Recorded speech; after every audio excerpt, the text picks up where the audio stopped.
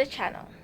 Today, we're tackling a topic that deserves some real attention: dismantling LGBTQ stereotypes. We've all encountered them in movies, on TV, and even sometimes in everyday conversations. But these stereotypes are more than just outdated cliches. They can be incredibly harmful by painting a false picture of a vibrant and diverse community. We see them everywhere: the flamboyant stylist, the masculine lesbian, the predatory gay men. These are just a few of the stereotypes that have plagued the LGBTQ community for far too long. But where did these stereotypes even begin? The roots of LGBTQ stereotypes can be traced back centuries. In the past, homosexuality was often pathologized by medical professionals. This misconception fueled social anxieties, leading to the portrayal of LGBTQ people as deviant or dangerous. As LGBTQ people began fighting for their rights, these stereotypes became a weapon used to suppress them. Media portrayals often reinforce negative associations, linking LGBTQ identity with social ills. Even today, these stereotypes linger. From reality TV to blockbuster movies, we see characters that perpetuate outdated tropes. The problem? These portrayals can have a real impact. They can lead to discrimination, violence, and a sense of isolation for LGBTQ people. But here's the thing: LGBTQ people are just that, people. They came from all walks of life with diverse personalities, interests, and backgrounds. Stereotypes only serve to erase this beautiful spectrum of identities. Over the next few minutes, we'll unpack some common LGBTQ stereotypes and explore how can we all be a better allies. We'll learn how these stereotypes can be hurtful and, most importantly, how to challenge them effectively.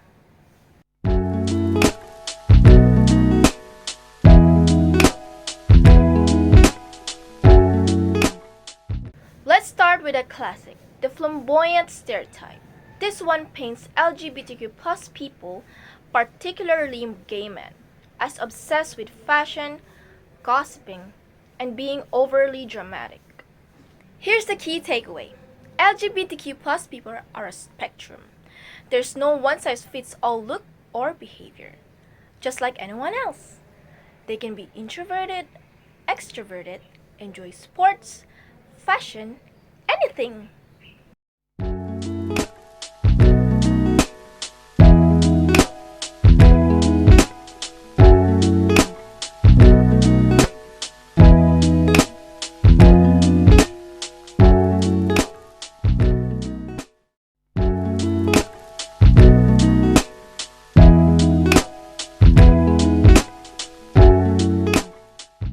Another common misconception is the born this way stereotype. This assumes that sexual orientation and gender identity are predetermined and unchangeable. While there's no single answer to why someone identifies as LGBTQ+, it's a complex mix of factors. Some people know it from a young age, while others discover their identity later in life. It's a personal journey, and one that deserves respect and understanding. I like guys, the way everyone thinks I like girls, and there's nothing I can do to change that. I didn't say anything to anyone at the time, but for me, that was the moment of realization and acceptance. There wasn't really one specific thing that led me to that moment. I was just reflecting on the day I had spent with my friends and how I felt about them, and openly listening to my own thoughts and desires. The answer had been there all along. If I had been more honest with myself, I would have known years earlier. But everyone is on their own timeline, and I don't blame myself for taking all the time that I needed. Sexuality is a complicated thing, and even people who have only dated women or only dated men sometimes wonder if they're gay or bi or something else. And when you notice those feelings of confusion or doubt, it can be tempting to look for one magic catch-all solution, an answer to the question, how do you know if you're gay? Unfortunately, there was no magic trick or quiz that told me I was gay. I just finally admitted to myself that that was my orientation.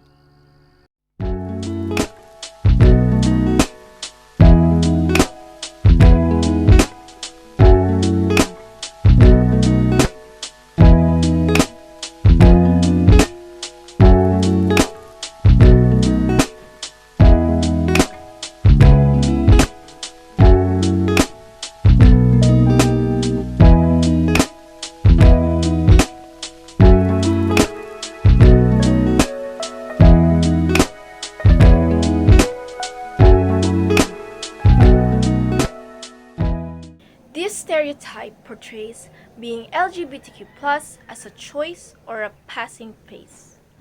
It can lead to discrimination and a lack of understanding about the challenges faced by the LGBTQ plus community. People don't choose their sexual orientation. Like, you can choose how you live, but gay people don't choose to be gay. But Richard wasn't so sure about this. He wrote, if it's not a choice, then it's genetic. But how does the gene get passed on? Okay, well, hang on, let me stop you right here. First of all, choice and genetic are not the only options. There are a lot of things that make you you that you didn't choose but are also not genetic. One theory says that sexual orientation is determined by certain brain structures, which are affected by hormones during development in the womb, which are in turn affected by environmental factors. That's one example of a biological explanation, which is neither a choice nor genetic. But there are people who think that there could be a genetic link. So theoretically, what if we did discover a genetic component?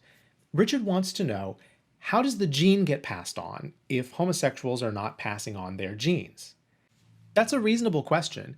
But for one thing, many do pass on their genes. Think about all of the gay people throughout history who married someone of the opposite sex because of pressure from family or society. Think about modern gay couples who choose to conceive in other ways. And think about bisexuals who are attracted to both men and women. They could marry and have kids, and you might not even know that they're not straight.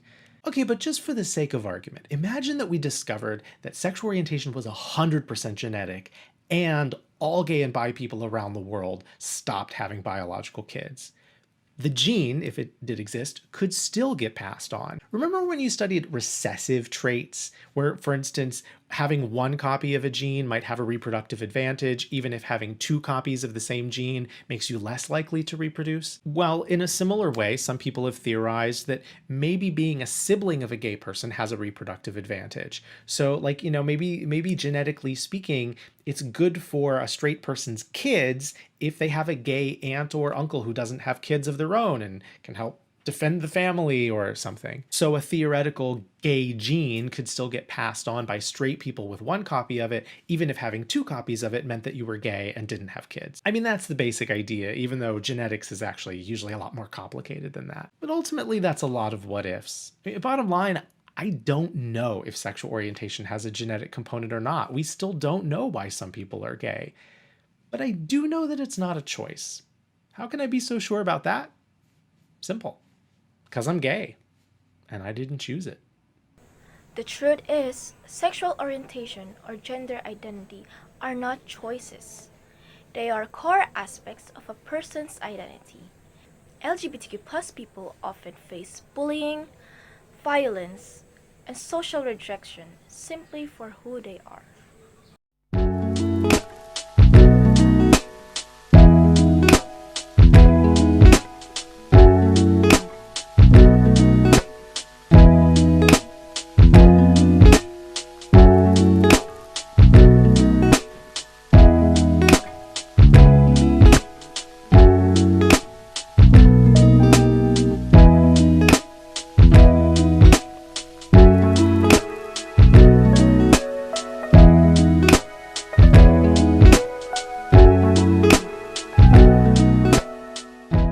This harmful stereotype paints LGBTQ plus people, especially gay men, as sexual predator. It's dangerous, untrue, and perpetuates fear-mongering. Sexual orientation has nothing to do with being a predator. Predatory behavior exists in all parts of society, and sexual orientation has nothing to do with it.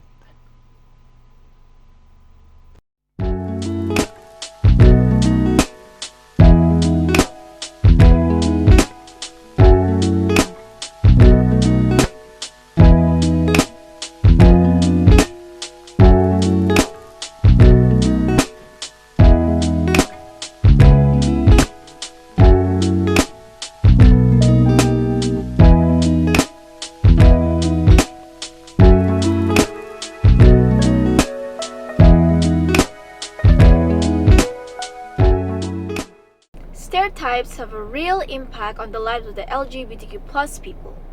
They can lead to discrimination in housing, employment, and healthcare.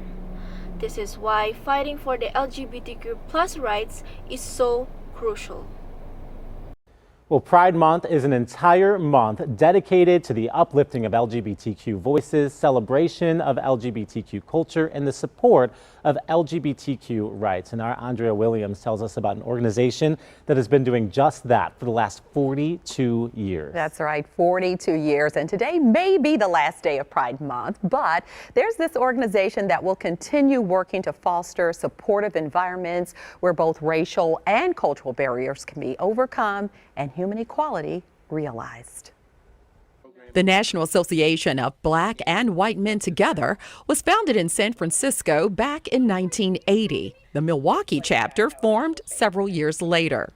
Mark Behar and Demetrius Mack both have served on the national board. The part that brought me in and which was interesting is that you had a collective group of different men, black and white, that came together, that unified for the rights, gay rights, not only just for the gay rights, but for our voting rights and all other things that are very important and that people before us that have fought for those things. They engage in the educational, political, cultural, and social activities as a means of addressing the racism, sexism, homophobia, HIV/AIDS discrimination, and other inequities in our communities. We have a big problem in our country, as we all know, having to do with failure of people of differing viewpoints to understand how to communicate effectively together and how to work together through compromise. Mark Behar spent many years in the healthcare field, working over a decade with Planned Parenthood.